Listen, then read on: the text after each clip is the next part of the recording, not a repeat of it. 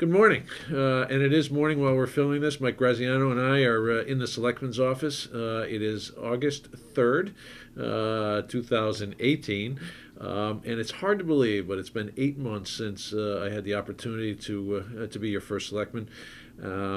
After having been sworn in on December 4th, 2017. So time has flown by.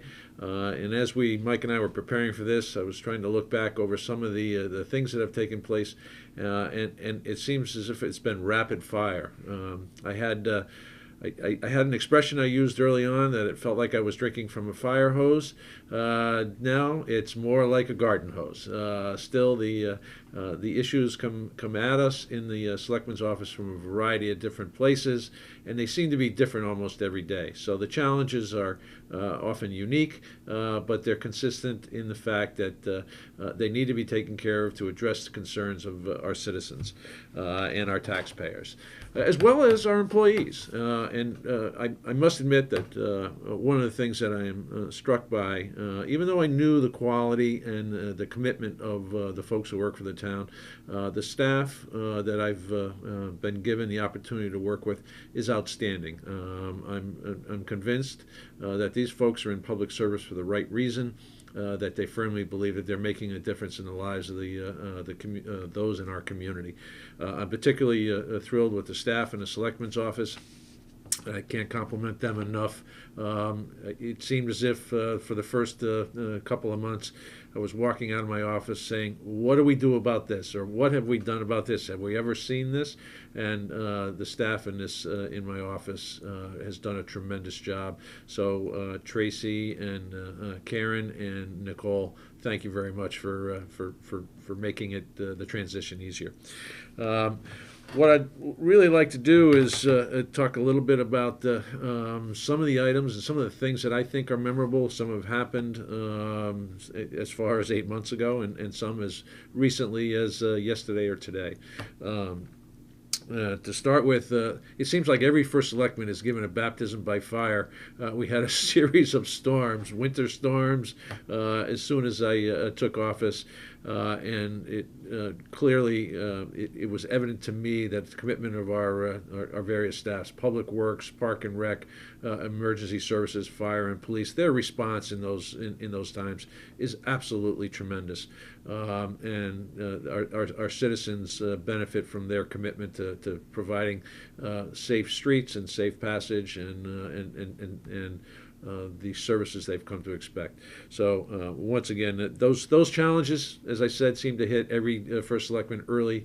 Joe Mazza, my predecessor, used to shake his head. I think unfortunately, he got some hurricanes early in his career, and hopefully I won't be getting those. Also in the community, there were some tragedies. The unfortunate death of a young teenage high school student, Ethan Song, brought this community together in an odd way. There's always a benefit to those things. It demonstrated the fabric of this community, the support that this community had for the Song family was just phenomenal. It wasn't surprising, but it was nonetheless phenomenal. And then we had an unfortunate incident at the Guilford Yacht Club where a contract worker drowned due to an accident with some machinery that they were working on to do dredging at there. However, this community continues to move on. There are so many good things happening. One in particular that I was thrilled at, it's the annual event, the high school graduation on the green, where I was given a cap and gown to participate. I haven't worn one of those since, a long time ago. I think it might have been 1978. Yes. But I was thrilled to be part of that tradition in this community.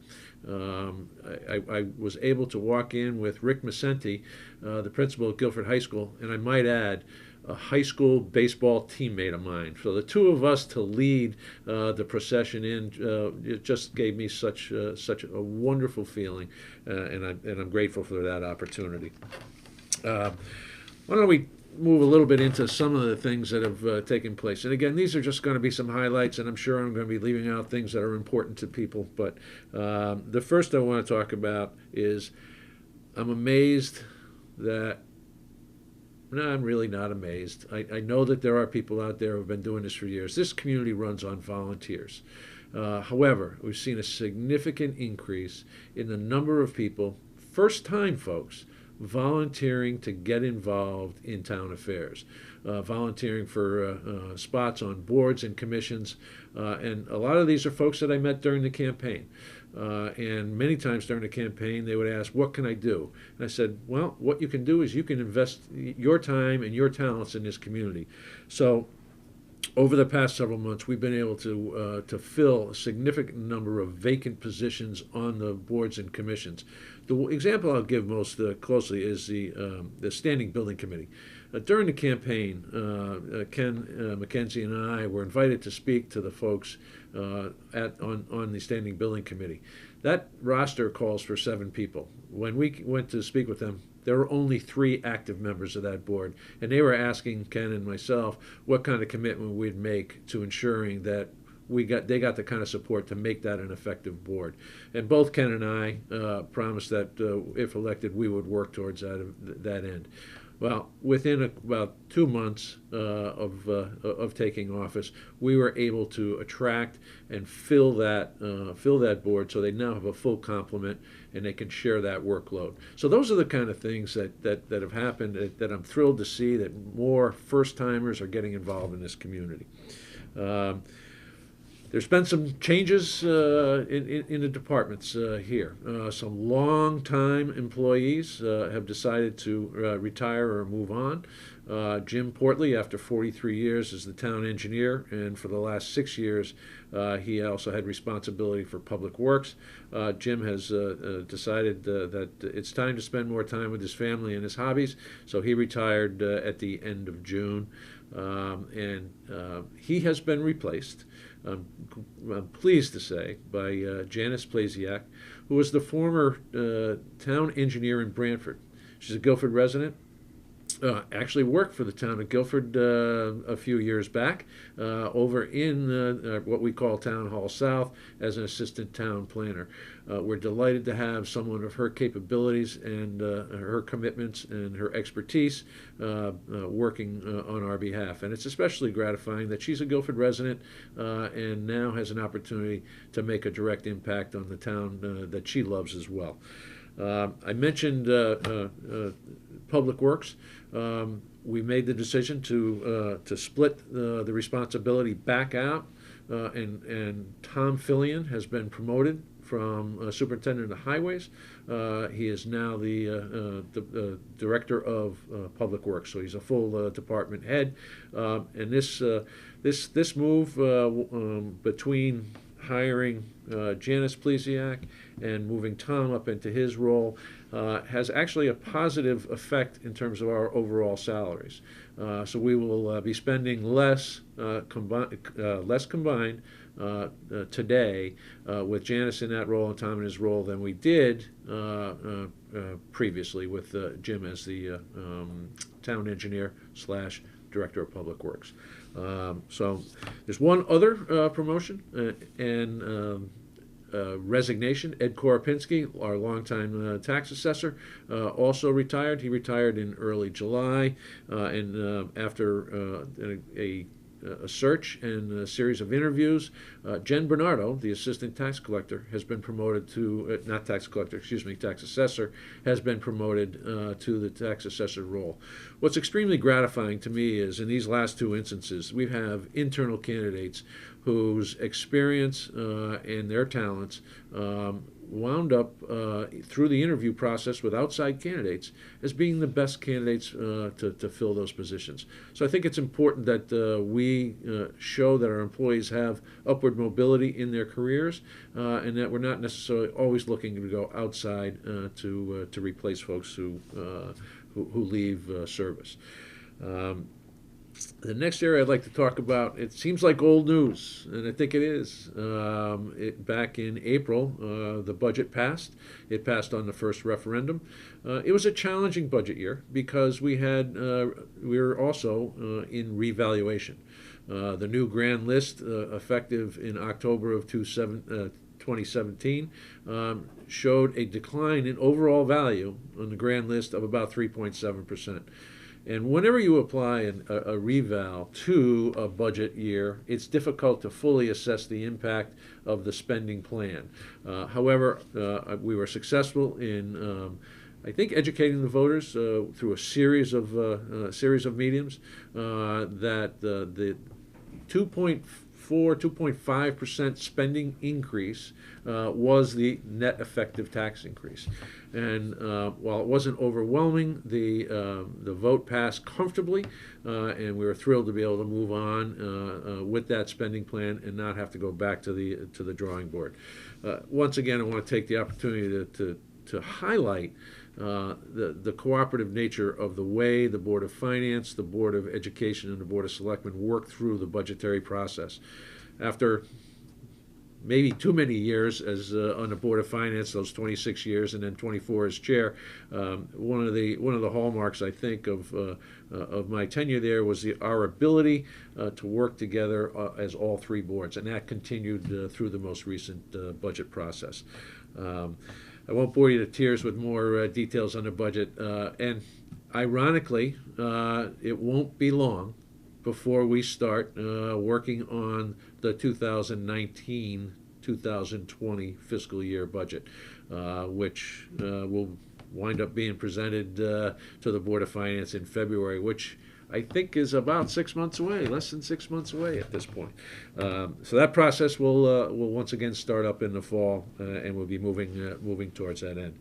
A couple of initiatives that I'm particularly proud of that we've moved forward with, relating to the environment, energy, and the environment.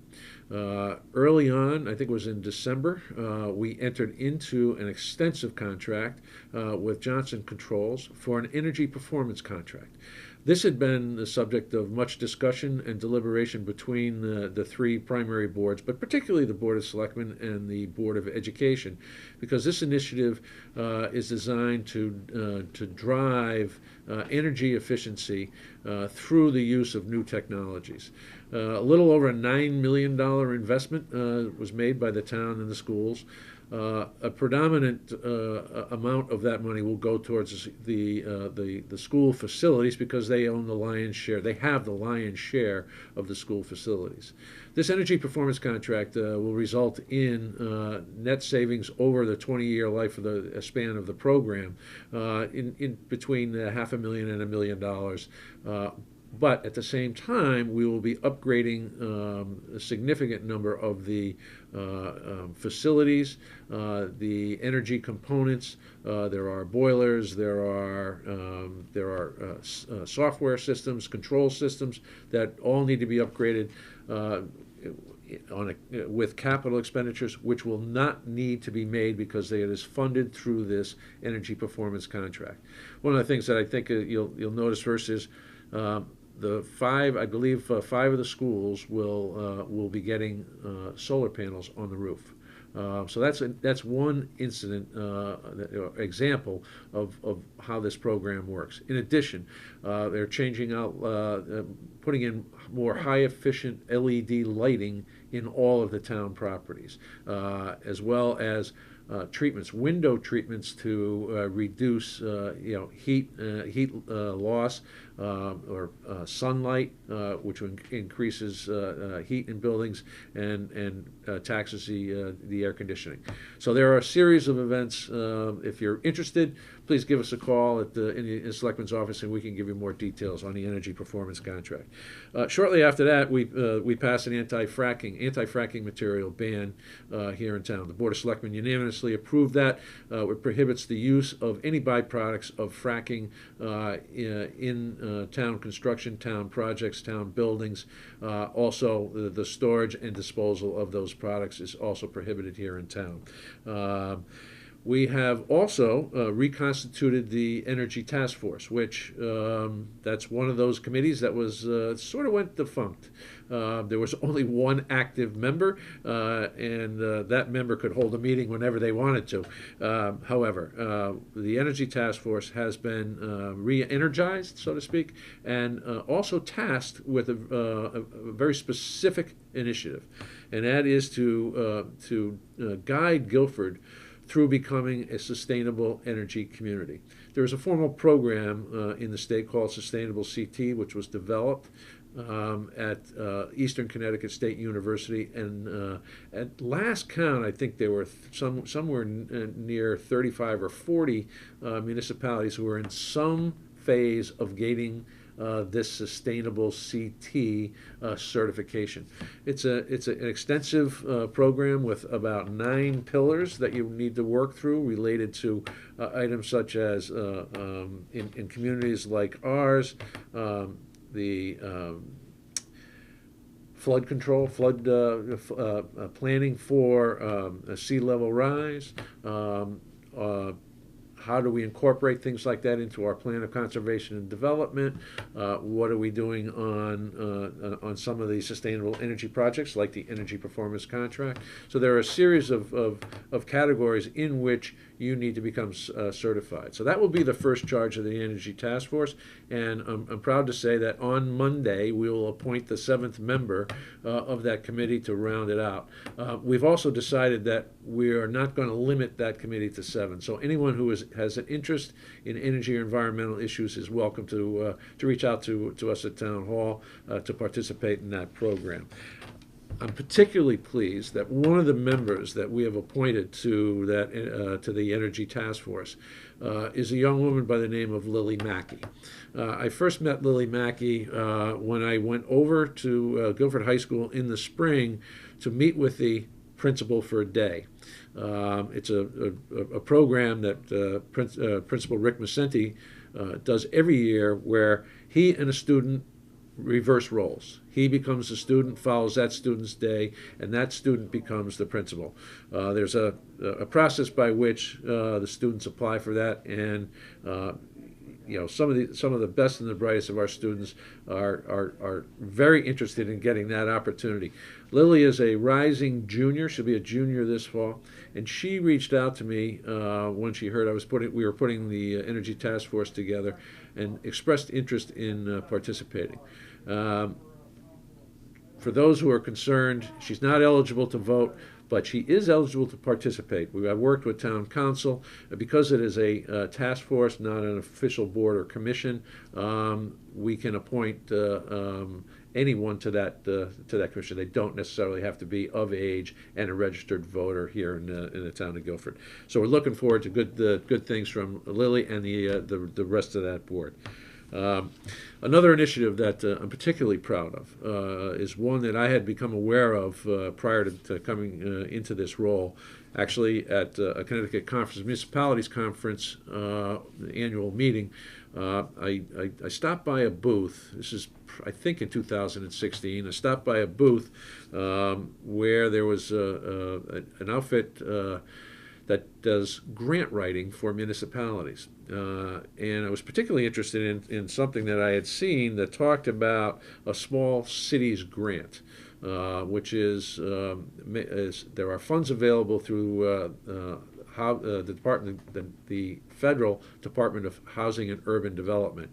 And municipalities were entitled to apply for up to a $400,000 grant for housing assistance program. It's a housing assistance program for the less fortunate in our community, those who would qualify based on income, who need significant improvements and upgrades to their home, particularly around energy and safety. That program is one that's available for municipalities on an annual basis. I worked with Tammy DeFrancesco, and she indicated to me that she thought that this would be a program that we would have takers in the community. As part of the application process, you had to identify 10 potential participants in the program. We utilized the various resources we have to get the word out in the community through social services as well as on the town website. And when we submitted our final application, we had 42 letters of intent. So there are many among us in this community who would be able to benefit from this program.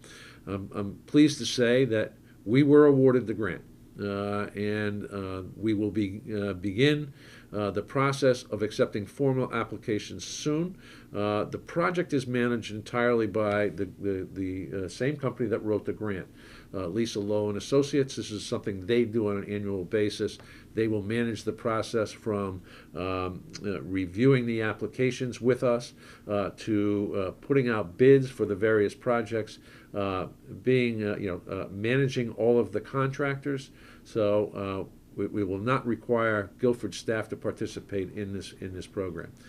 One last piece on that: we received word earlier this week. We were actually invited by the state to apply for more money because the number of applicants for this program dropped significantly this year, largely owing to the fact that another one of the consultants who typically does this kind of work on behalf of municipalities stopped doing it abruptly. So many municipalities weren't able to get applications in. So we were actually asked to submit a letter requesting more money. I signed that letter yesterday, forwarded it along to the state folks, and there's a potential for us to receive up to another $600,000. So there could be a total of nearly $1 million. Now, some of that will go to the administration of the program, the grant writer, and the manager of the program, Lisa Lowe and Associates. However, that's a significant amount of money. Each homeowner is entitled to up to $30,000 in assistance in these housing repairs. The program works the following way: the applicant doesn't actually get the money. That's managed by Lisa Lowe and Associates, but the award is interest-free to the homeowner. The money is returned back to the town at the time that property changes hands. So someone sells it, or they pass on and it goes into probate or whatever. That money, that original investment money, comes back to the town and gets put back into the fund for other folks to take advantage of. So it's a tremendous opportunity for us and for folks in our community. By the way, since we made the application, I understand we have two or three others who have indicated that they're interested in participating in the program. So we're now up around 45, I think, total applicants on the program. A couple of highlights that I want to talk about. We mentioned Public Works a little bit. It was a pretty busy winter and spring. Those who may recall, March was one of the most unusual. We had, I think, it seemed like we had a nor'easter each week in the spring, which resulted in some significant number of trees down, damage to trees and property. And the Public Works team responded terrifically, as did public safety folks, police and fire. But in terms of the cleanup, that pushed a bunch of projects off. We don't expect to have to do that kind of thing. In fact, we had to, typically we rent once a year a big chipping machine for the stump dump. And this is one of those areas of cooperation with other communities. We rent it from the town of Durham, and they've always been very gracious in giving us the window of opportunity we need on that. But they bought a huge stump grinder some years ago, and they rent it out to other communities. So we actually had to bring that in. Typically we contract for that in the fall. We had to do it in the spring. So that was unexpected expenses, but in order to keep up with the brush that not only Public Works brought to the stump dump, but our individual citizens did as well. So at this point, Public Works is pretty close to back to schedule. You'll see chip sealing going on throughout town this summer. I think the schedule, we put the schedule up on the town website as to what roads are going to be impacted and when we anticipate that work being done. Park and Rec, another department that really ramps it up in the summertime. For those of you who are familiar, Camp Monunkatuk over at Jacobs Beach is in full swing.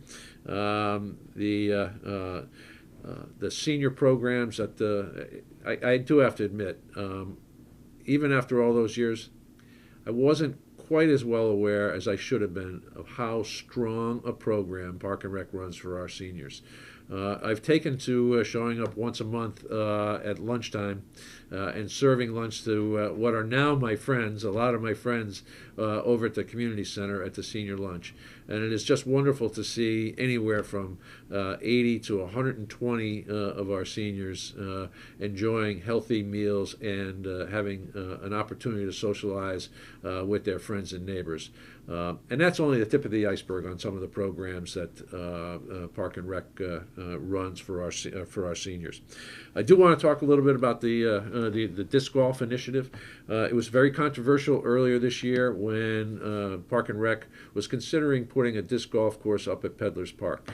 Not surprisingly, there was some pushback from some surrounding neighbors and some folks who are concerned about the impact to some of the trails, the Westwood trails. We held a hearing, and it was a contentious hearing. But one of the positives that came out of that hearing is that someone identified that at one point that property was used as a dump and a burning dump. That immediately raised some concerns about the applicability of using a former dump site and disrupting it, because the state, in its infinite wisdom years ago, allowed municipalities to just basically shut down those dumps, cap them, and let them go. No remediation was necessary. Once you disturb or try to determine what is underneath those things, you may have your on your hands a significant effort in terms of cleanup and potential liability. So the decision was made not to implement the disc golf course at Peddlers, yet go back to evaluating the opportunity to placing that at Bittner Park, which is the first location that they considered for the disc golf. To date, the focus again has moved back to Bittner. There is an initial design. I've worked with the Park and Rec Commission and Rick Maynard to guide them through a series of public information activities. They created the first hole. They actually went and built the first hole, which is not a golf course type of hole. It's not that lush green grass. This is actually minor trimming in the woods to create somewhat of a pathway or an alleyway, but it is full of obstructions, trees, branches, brush, rock outclipping. So anyway, the Park and Rec held a site visit for interested folks. And that was attended by probably 18 to 20 people. And a good number of those folks were as surprised as I was that the impact to that area was as nominal as it was. Since that time, Park and Rec has held a meeting, an information meeting, which was attended by folks both in favor and opposed to it. But the dialogue was positive in terms of the fact that people had the opportunity to express their concerns, have those concerns address answers to their questions, as well as folks who are supporting it come out and say, how important it is to provide this kind of recreation in our community. The process continues. They'll be going through inland wetlands and planning and zoning with site plans, and folks will still have an opportunity to weigh in on that over time. Another development in the past few months is on April 1st, we hired 8 new firefighters. And those new firefighters were made possible through the use of a SAFER grant. That's a federal grant that assists municipalities in beefing up their emergency services staff. Funding for those new staff members is provided through this grant. For the first and second year, we get 75% of the cost associated with hiring those individuals reimbursed through the grant. The third year is 30%. On the fourth year, the town picks up the full amount. During that time, we will have the opportunity to evaluate the efficacy and the need for retaining all of those new 8 firefighters. For those who may not be familiar, the reason we went forward with this is because we had identified a need to locate full-time fire EMT and fire paramedic personnel in the North Guilford Fire Department, owing to the fact that there are significant delays or increased response times if you live in the northern part of Guilford versus those who live below Route 80. And that's because the central firehouse location is right off of 95. So this was an equity issue to ensure that EMS services were more readily available to a significant portion of our community. So we will stay tuned over the next couple of years. We will be looking and evaluating the data on how best to utilize that personnel. At this point, I think I'd like to take a stop and bring in somebody else.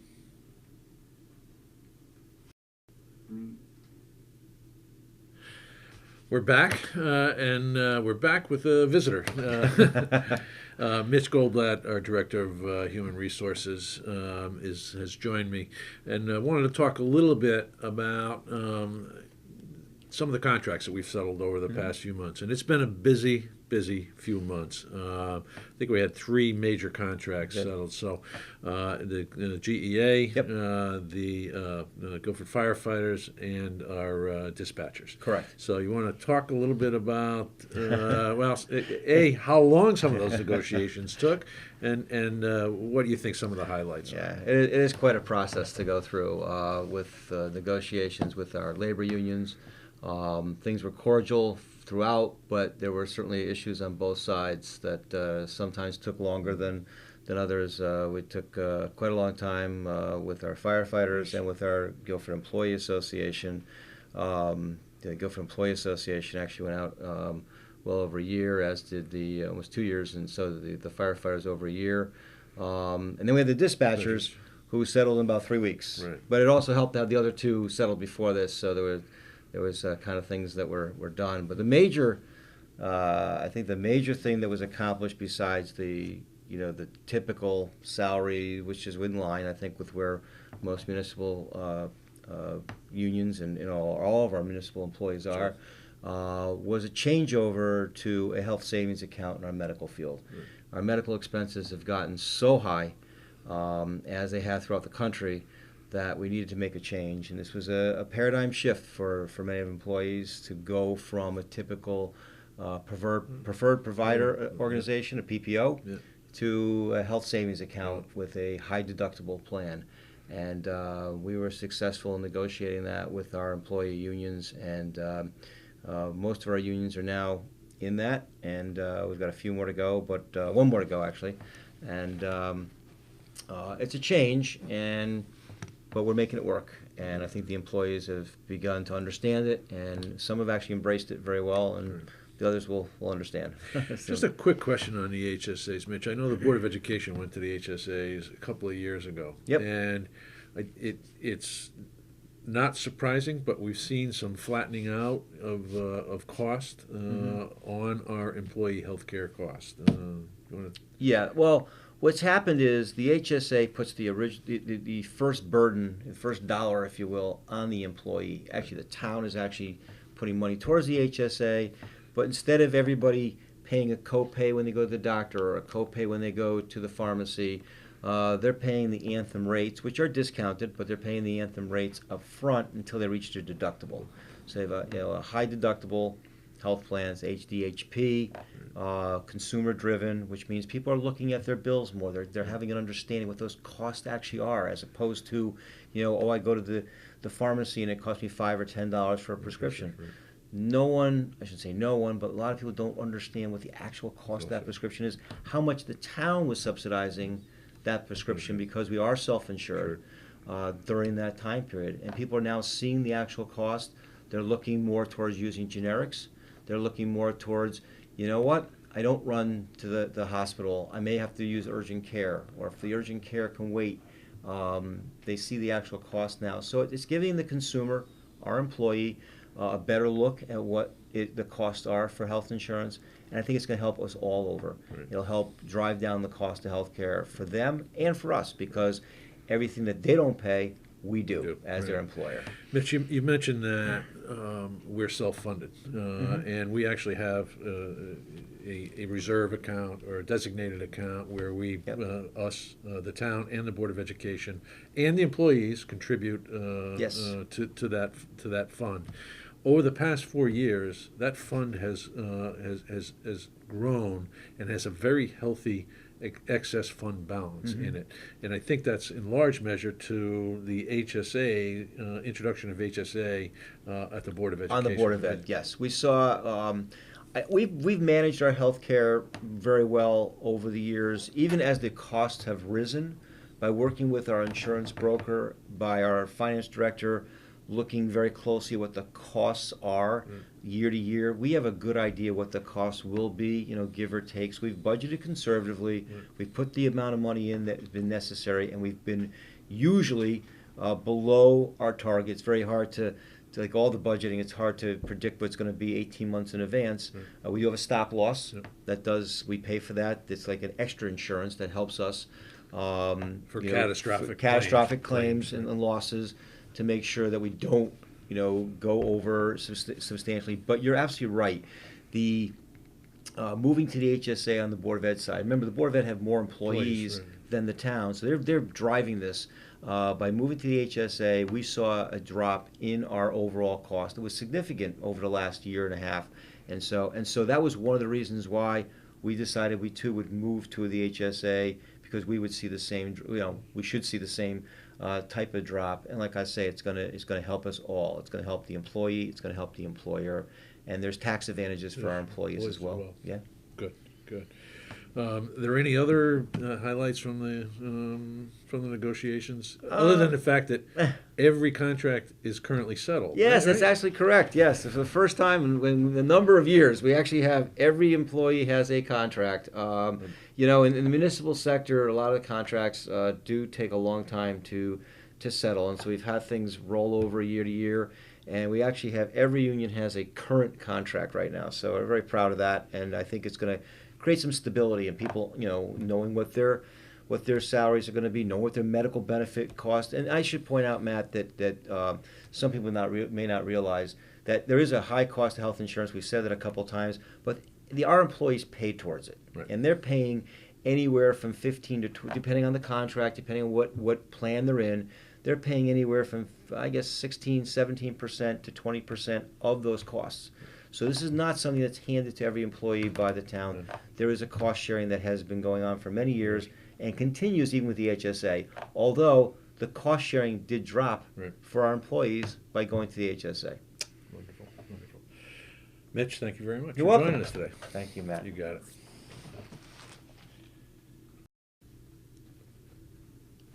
Hi, we're back, and now we're joined by Mary Jane Malvasi, who is the finance director for the town of Guilford, and she's the one that keeps the finances in order. I think that's what it is, isn't it? You do try. Anyway, it's been a pleasure to work with Mary Jane, both while I was on the Board of Finance and now from the other side of the table in more of a collaborative form, although we worked pretty collaboratively even when I was at the other role. Yes, we did. What we want to talk today a little bit about with Mary Jane is some bonding. We just this week went out to the street, so to speak, and sold bonds. I believe we sold $12 million of general obligation bonds and $3 million in bands, bond anticipatory notes, and we went pretty successfully. But I'd like, Mary Jane, just talk a little bit about the process, how we prepare, what we have to do to go out to the street, and that kind of process. Each year we have to put together what is called an official statement. Takes a lot of collaboration between myself and our financial advisors, as well as all the departments here at the town of Guilford. It's a series of putting together much data that we send out to the rating agencies and to the bond buyers, including our demographics, economic development, building permits, and of course all of our financials. It does take us a few weeks to put together because it is a big job, and this year we put it together quicker than usual, and that's due in part to the efforts of all of our Right, departments. yeah. And this information is designed into a presentation format that we provide to the rating agencies. And you want to talk a little bit about the two rating agencies? Sure, we do have to meet with the rating agencies each time we go out for bonding. We take our official statement, which they have a full copy of, but we kind of condense it down into major bullet points that we talk about.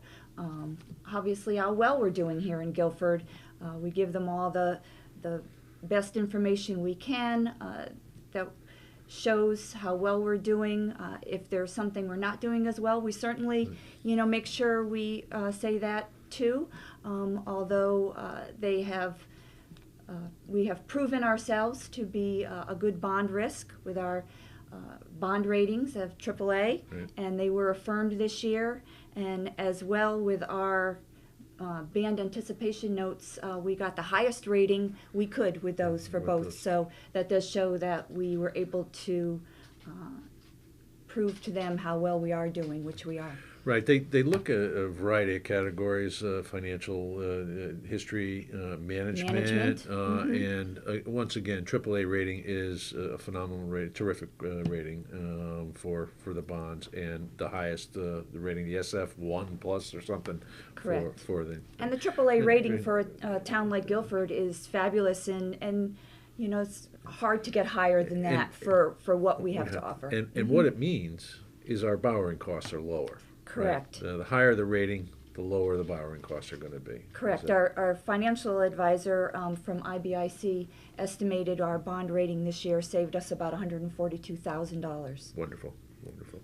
Now, part of that process is we are interviewed by the rating agencies. And I want to take a minute. While we were trying to pull this information together, both Mary Jane and I had scheduled vacations. So Mary Jane was working from Florida during one of the weeks, the preparation weeks, and I want to thank her for giving up part of her vacation time. And I'm going to let a secret out. Last week, I was on vacation myself up in Cape Cod, and we had calls with the rating agencies that had to take place last week. One was on a Tuesday morning at 8:30, so I was able to do that from the rental home. But the one in the afternoon coincided with a beach day. So it's a good thing they didn't have video of me, because I was in my car in the parking lot at a National Seashore Beach with my materials going through the second presentation. But we need to do to get things done. around here. Absolutely, and I have to say I was a little concerned that Matt wasn't going to be here during those calls so that we could collaborate, but I thought it went extremely well. It did. Absolutely. And I think one of the reasons that I was as comfortable with it was over the past couple of years, Joe Mazza had invited me to participate in the ratings calls as the chairman of the Board of Finance. And so I had an understanding of what they were looking for, but the work that you and Bill Lindsay from IBIC did in preparing the presentation and getting me ready for it was the reason I think it went as well as it did. So, okay, we've got the history on it. What's the good news? The good news is we did very well with our interest rates. The interest rate on our bond anticipation notes at a net interest cost is 1.8497, Okay. which we were hoping to get down below 2%, and we we did did. very well. Right. And for our bonds, at this point, we were hoping to get below 3% in the economy today, and it came in at 2.9268, so even better than we had anticipated. Exactly. And and the anticipated rates came from some historical data. And it really isn't historical. Right. It's recent data on similar type sales. Correct. Our financial advisors do look at other bonds that are being sold in the area similar to ours to kind of get a feel Right. for what we might get. Obviously, the size of the bonding is different from town to town and the demographics, but in general, we had an idea of where we should come in, and we did. We did, and we did well. So, well, Mary Jane, thank you very much for giving us a little primer and all your work in helping us secure these things. Thank you very much. Thank you. Take a break.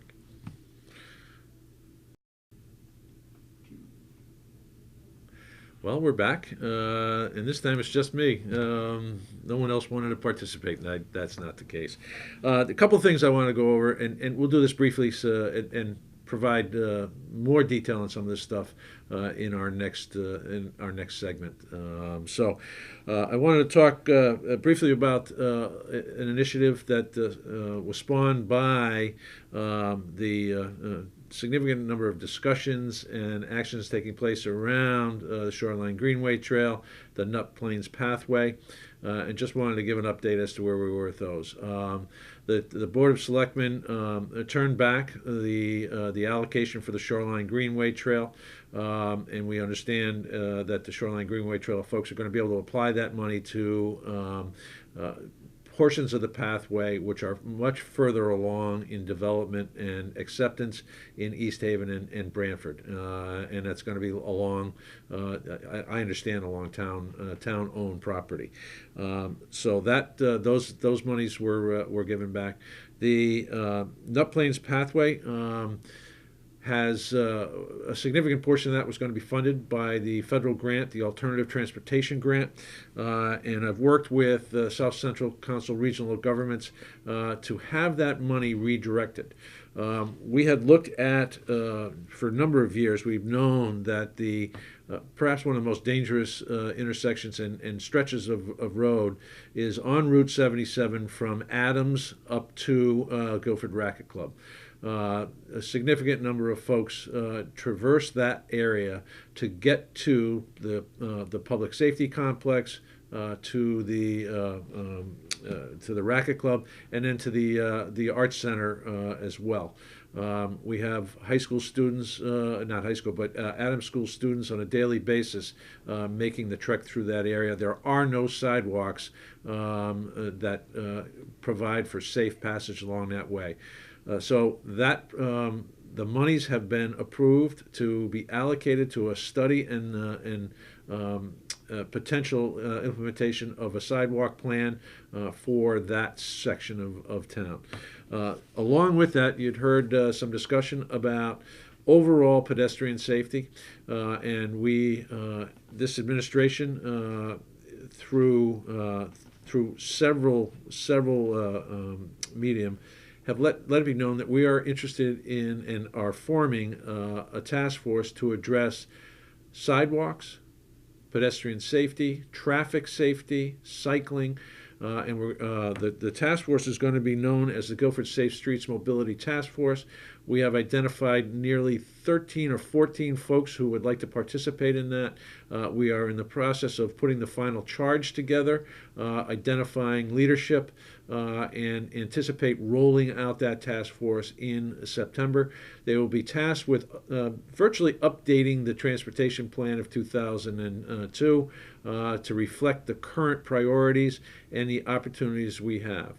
It is my hope that the Board of Finance will allocate some demonstration project monies to this project so that we can bring in some outside resources, some talent, some facilitator and or folks who have these kind of the skills in developing these kind of studies and assist our volunteer residents in pulling that together, in addition to having some funds to actually build some sidewalks. So that request will formally go to the Board of Finance, most likely in September when we kick off the committee.